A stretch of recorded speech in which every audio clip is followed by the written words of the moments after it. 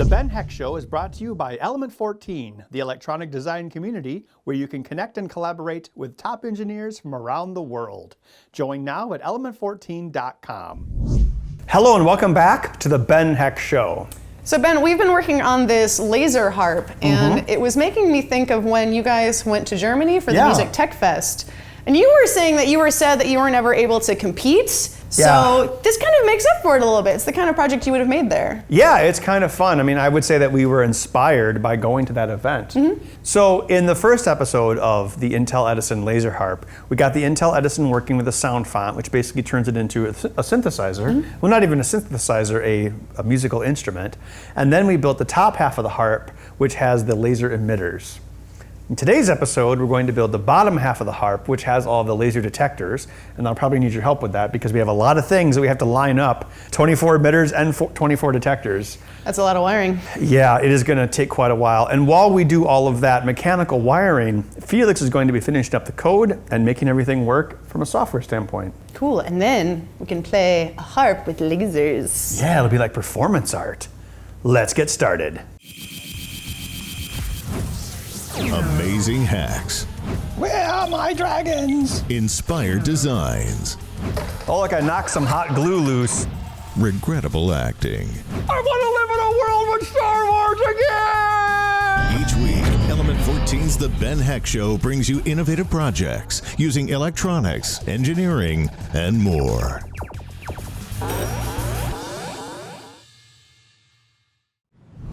So where we're at so far in this project, on my side, I'm working with the Intel Edison and the audio codec and an amplifier. I'm also managing the voltages. And we have some level shifters here. Right now, Ben has asked me to build him a 24-pin header with ground, and then also a 3-volt and a 5-volt plug for the 3 volts for the lasers, and then 5 volts for the detector and the NOT gates. I have that in my notes here. And then next, I need to connect all the GPIO of the Intel Edison to the level shifters. So what these level shifters do is they take the 5 volts from the NOT gate and they bring it down to 1.8 volts, and then that's what goes to the GPIO of the Intel Edison. And the reason we need to bring it down to 1.8 volts is because the Intel Edison GPIO runs at 1.8 volts. If we supply it with more than that, it could burn out the pins, so we don't want to do that. Now, the way that these integrated circuits work is the output is set by the value that we put into the integrated circuit supply. So originally we were going to take the 1.8 volts from the Intel Edison. We were going to use that as the voltage supply for these integrated circuits that do the level shifting. We found out that the 1.8 volts doesn't turn on immediately. And also, the way these level shifters work, if the voltage supply isn't present, the output will be whatever the value of the input is. For example, we didn't have the 1.8 volts supplied to the integrated circuit. We put 5 volts in, and on the output it was 5 volts. But then we applied the 1.8 volts, and then the output was 1.8 volts. A solution that we came up with is to use the LM317, and here's the schematic that I used to put this together. It's an adjustable voltage regulator. And right now you can see here with this breadboard circuit that we have, they're outputting 1.8 volts, and currently our input is 12 volts. So this is going to work pretty good. Now my task at this point is to take this circuit, build it into what we have here, and then I'll need to connect the Intel Edison GPIO input to the level shifters, and then make 3 headers for Mr. Heckendorn to plug his circuitry into. We'll need one header that's going to be the 24 pins plus ground, and then, oh, it's 3.3 volt and ground, and then 5 volts and ground. And that's what I'm going to do next. I'm attaching 2 voltage regulators to this proto board. They're both going to have the 5 volts as an input. One of them is the LM317. That's going to step the 5 volts down to 1.8 volts. And the other is a LM3904, and it's going to step the 5 volts down to 3.3 volts. So we have this header here with the ribbon cable connected to it, and we have all these buttons broke out. We have, oh, you can hear it. These buttons here are going to represent the input coming from the photoresistors. And I just have this as a test so I can work on some programming to make sure that it's working right.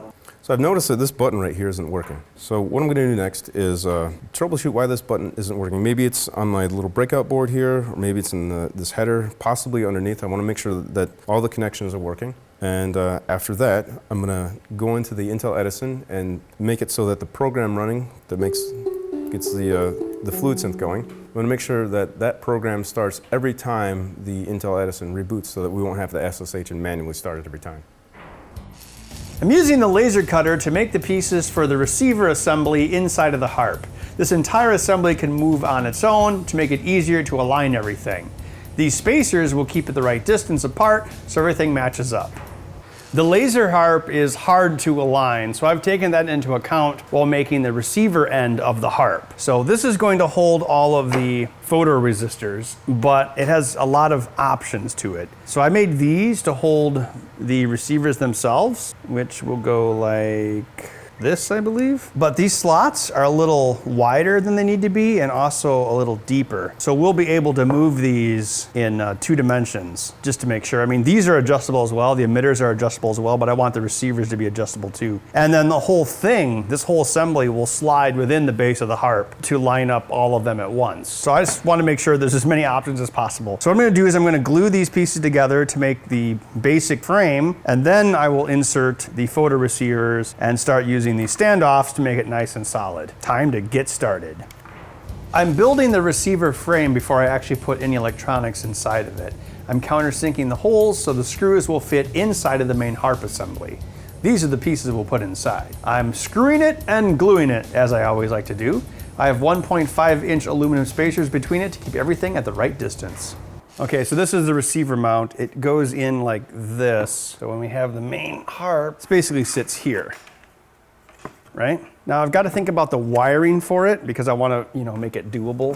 If I go in and put all these pieces in right now, I'm not going to really be able to get at them, see, because it's going to be way up in here. So what I think I'm going to do actually is take all of these and wire short lengths of wire to them and then install it. Then the wires will come out the bottom and I can get at it. Otherwise, if I'm trying to wire inside this thing, probably going to drive me crazy. And then what I'll do is I'll insert these pieces as I go along, center them as best I can. And then once I have wire leads on these, then put them up in position. Something else I did, you can't quite see it yet, but there's additional mounting holes on the outer frame. And so those are actually going to line up to the edges of this wood here. And what that will allow me to do is if I have a screw on either side, I can actually put the screw in here or here and move this wood back and forth and also keep it in position. So these should be quite adjustable. And then once everything's working, we can lock the screws in and add some glue. But for now, I have to do a bunch of boring wiring. The first of many boring wiring jobs in order to finish this project. I'm attaching wires to each one of these photoresistor receivers to make sure I can get at it easily when soldering them all together. Karen is helping by poking out all of the holes in the frame and adding the LED indicators that will allow us to see if each one of the lights is lined up. The important thing here is that the receiver unit is all one piece, so it can be moved relative to the emitters. All right, Karen, here are the receivers for the lasers. Cool. Yeah, I'm sorry we had to do this twice. But I put some thought into it, so this whole piece will move about 1/8 of an inch in any direction. Cool. And then these individual slats will go back and forth and left and right a little bit. Okay. So we can align this with that. Then once we get in position, we can use a little bit of glue or hot glue or super glue to stick these in place. Okay. So we won't really know until we have the top and the bottom parts of the harp put together. And all of these slats are level, so you shouldn't have to worry about tilting them? Yes. Cool. I already did the tilt with that part of it. So this should give us XY adjustments. Okay. So yeah, I guess we just gotta build the bottom of the harp now. Cool. And then do even more wiring. Okay, I've got half of the bottom of the harp assembled. I'm going to set this receiver mount into it, see how it can move a little bit. Once we have it where we want it, then we will just lock it in place with some screws. So let's turn these on. So what we'll do is we'll move the whole assembly basically and try to hit as many as we can. Seems like if we put the harp together the right way, it's gonna be off. If I slide the pieces a little bit like this, see that actually gets pretty close. See how they're all hitting? And the ones that aren't, we can just adjust. That's quite a bit of offset. That's like 1/4 of an inch. So it looks like what I need to do is I need to move this 1/4 inch in that direction. I suppose what I could do is I could grind off this and that would give me some more space. I think I'll try that. Be right back. Okay, so what we have to do next, Karen, is we have to put this in place with this in place. This should still be able to move, this piece here. So yeah, let's glue and screw these corners here, and then we'll put spacers along the edge. And this is why I added all the wires, because we need to be able to get at the wires. Although we should be able to, can you hold this in place, this piece here? We should be able to remove this. Yeah, this can still come out, so we have lots of options. All right, let me see that glue. Okay. Slap some glue on there. you're gonna have to drill some holes on this side, aren't you? Mm-hmm. Oh my gosh, I use so much glue. Yeah, I use an hashtag unnecessary glue amount. wasting. It's like She's you with an your hot American. glue. Now that we know the emitters and receivers are in sync and alignment, we can glue and screw the entire harp together to keep everything nice and solid and aligned for the future. Status report with the laser harp. We have pretty much everything built. I need to work on alignment some more. It's still a little bit off, but there's many ways to tweak it on the top and the bottom. Bring, bring, bring, bring, bring, bring. That's what it'll hopefully sound like.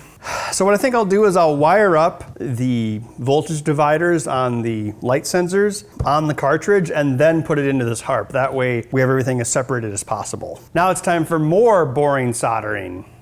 Now I'm wiring all of the photoresistors into a single circuit. There's a common ground and each one has a resistor coming from 5 volts to create the voltage divider that will give us the on-off signal whether or not the photoresistor is being hit with light.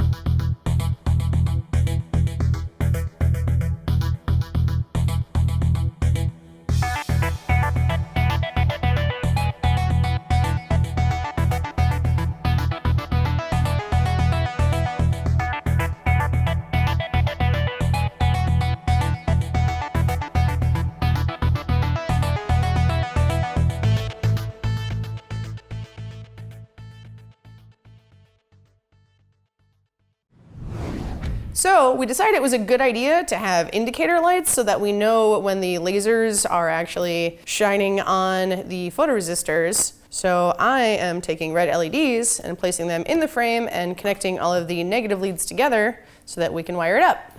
Boy, Felix, there's a lot of wiring involved with this project. So my spine thing, which is the receiver bank, I have it all wired up. So we have 24 lines going to it, 2 grounds, and then we'll apply 5 volts here to basically make the receivers work as a bunch of voltage dividers, which will pick up the emitted lasers. Okay. So I'm not sure how long to cut this yet because I need to think about other things. This needs to go to 4 hex NOT gates because we have to invert the signal before we hook it up to the LEDs, and then we send the inverted signal to the Intel Edison that you have. Right. Okay, so the signals come off of this. They go to the hex inverters that will invert them. We'll send that to the LEDs, and then we'll put that signal into the level shifters that you've built into the Edison board that will turn these 5 volt signals down to 1.8 volt signals, making it safe for the Edison. A lot of wiring left to do.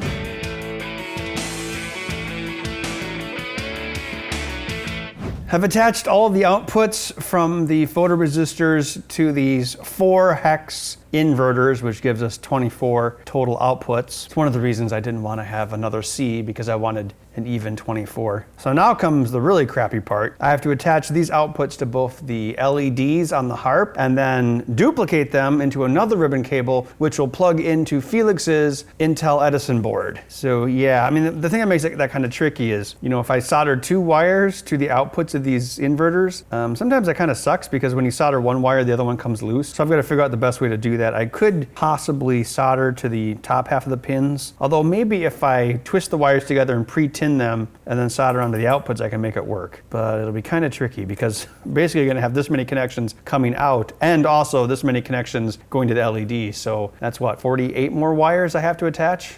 Ugh. All right, well, I better get started.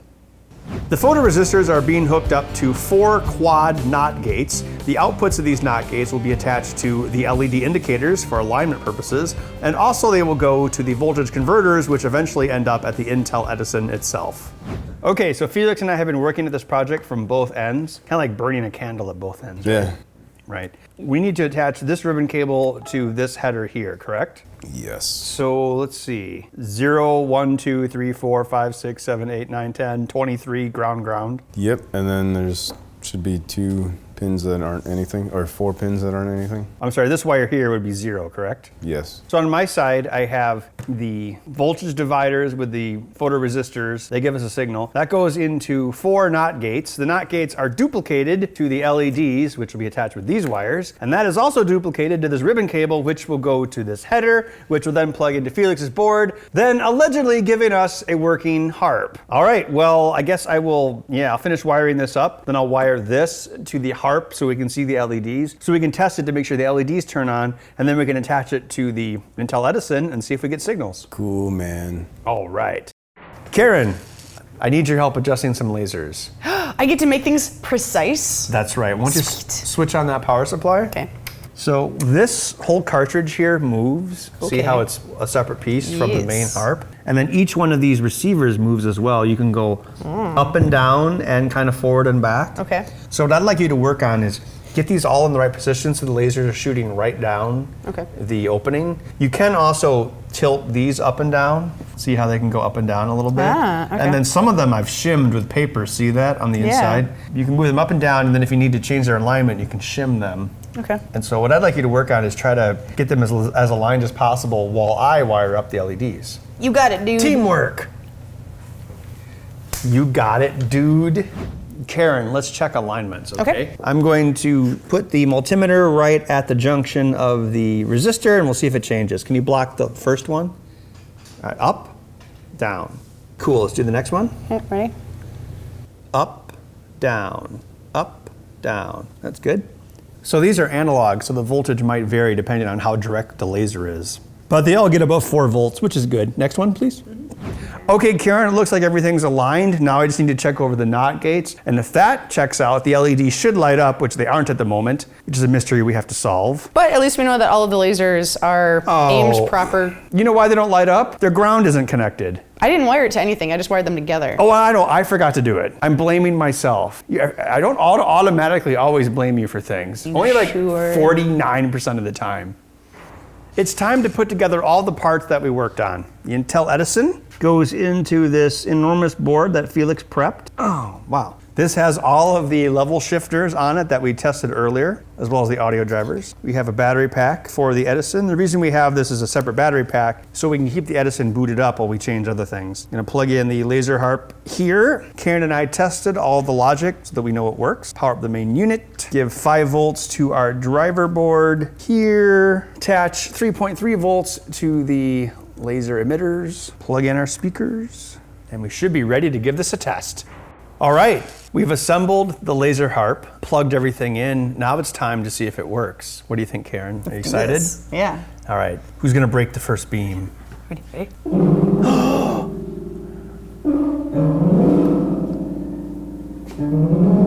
Oh, We wait. crashed it. I'm gonna switch it. We made a sound font of throw up sounds at Max's request. Shall we test it?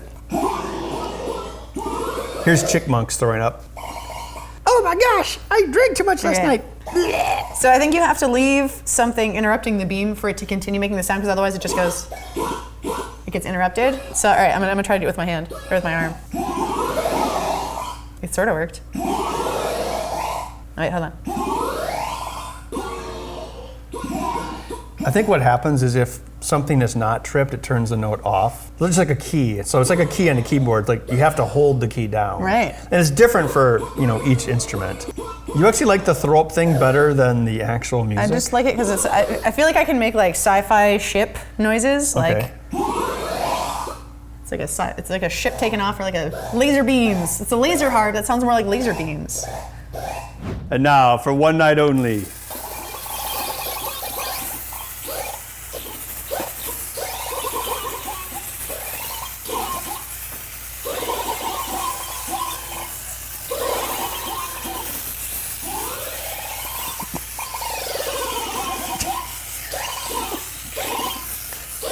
See the swim through it. You don't actually play the laser harp, you just swim through it. Up next is the amazing Benjamin Eckendorn. My soul, forever wandering in the forest of knowledge. alone I see a rock. The rock is me.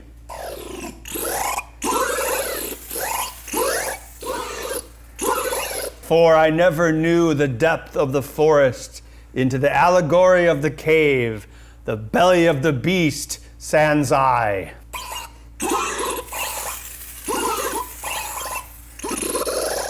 Light streams across my face like a veil of darkness, and in the void, I become one with the universe. How many roads untraveled, O longful wanderer? Ye shall not know the depths of my soul.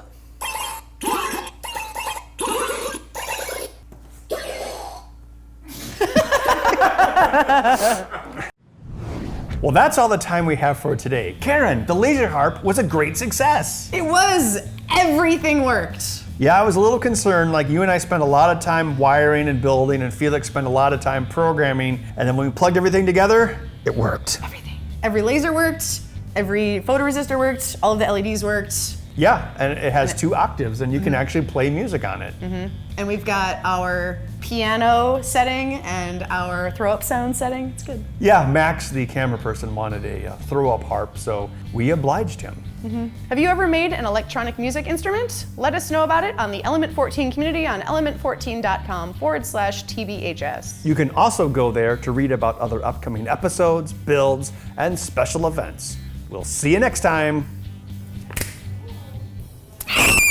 They're like, hey, hey, hey. So,